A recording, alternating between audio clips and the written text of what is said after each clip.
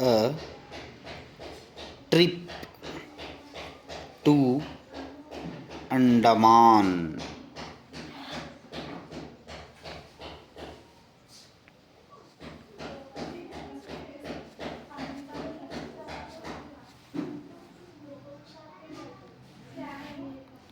We had been longing to make a trip to Andaman, and Dad made it possible for us during the last summer holidays.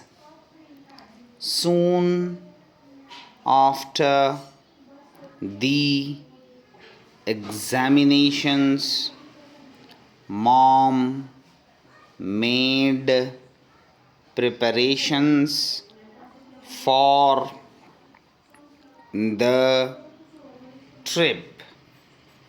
On the 25th of April, we took the Pinakini Express from Vijayawada and reached Chennai Central by 1 p.m.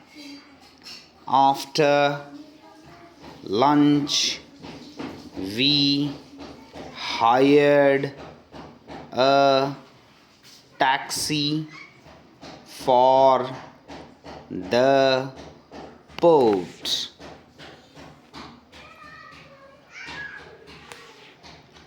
In the evening, we boarded a ship for Port Blair, the capital of the Andaman and Nicobar Islands. The ship looked much bigger than our school building. It had 4 stories. It set out after sounding a loud horn. People who had come to see off their friends and relatives cheered them up by waving their hands. My sister Amala and I too waved our hands while Mom and Dad smiled at us. Tall buildings, cell towers and factory chimneys began to vanish gradually. After a while, the twinkling lights of Chennai bade us farewell.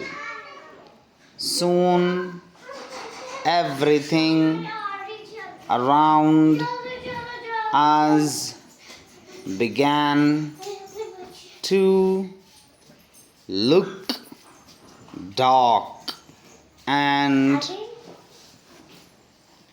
calm, but inside the ship it was all bright and beautiful.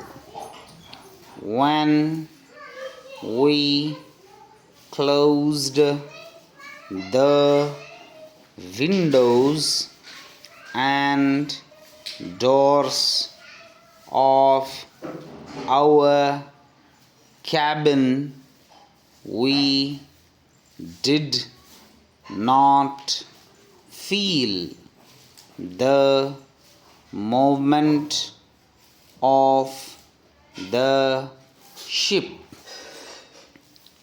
On the second day, we came to know that we were in the middle of the sea. The weather was pleasant on the sea. The day was sunny and the sea was reflecting the clouds like a flat mirror. We saw dolphins swimming along the ship. They sprang and dived again and again. It was quite amusing.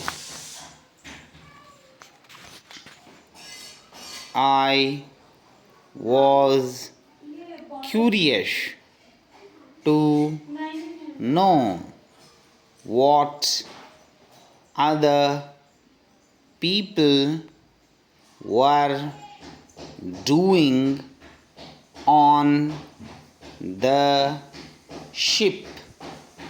So I went around. I saw some watching films and some others eating and drinking in the restaurants.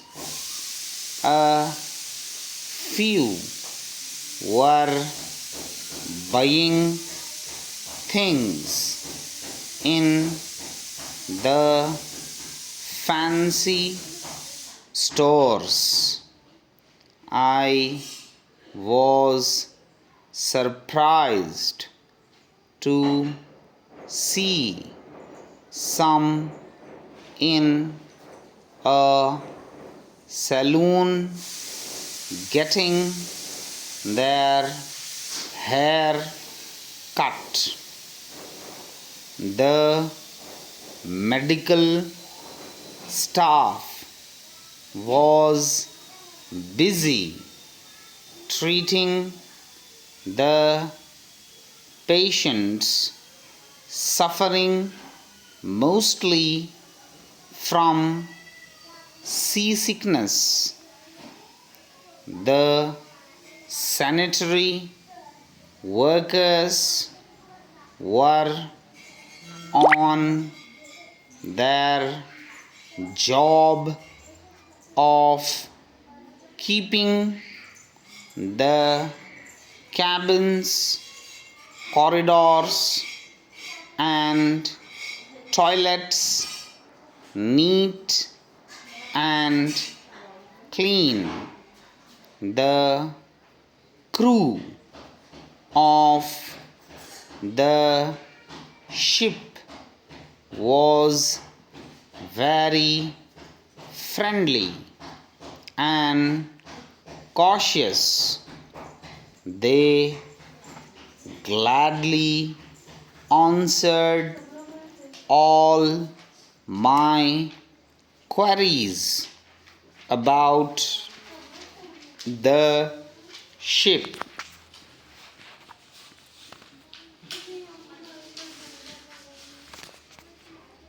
It was the third day. Early in the morning, Mom woke us up to show us the magnificent spectacle of the dawn at the sea. After 2 days, we reached Port Blair. Dad, do you have any idea about these islands and the people who live there? I asked. Dad said, I know a little. There are about 600 islands. They are located between India's coast and Myanmar.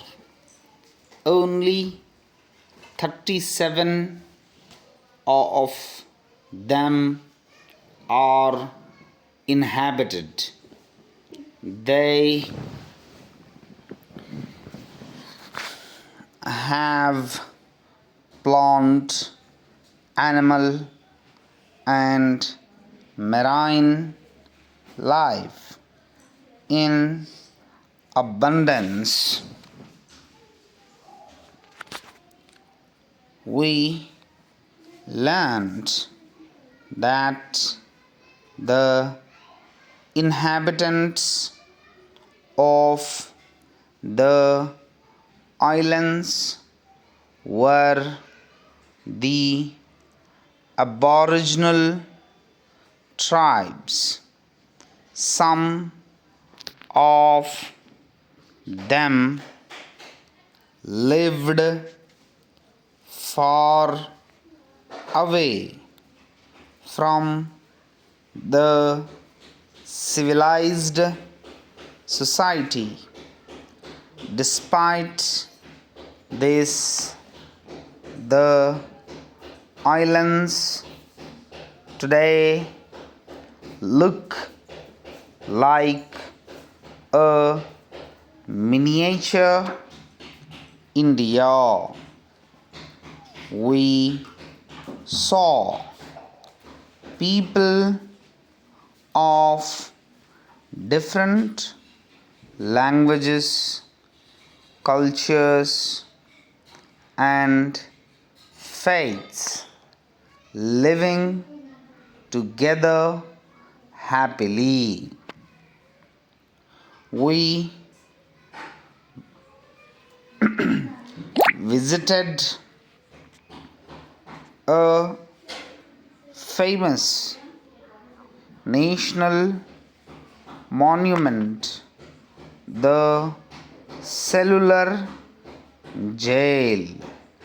We learned that the cellular jail was built by the British.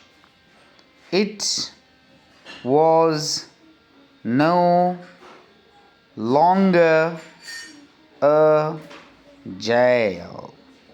It had been converted into a big hospital.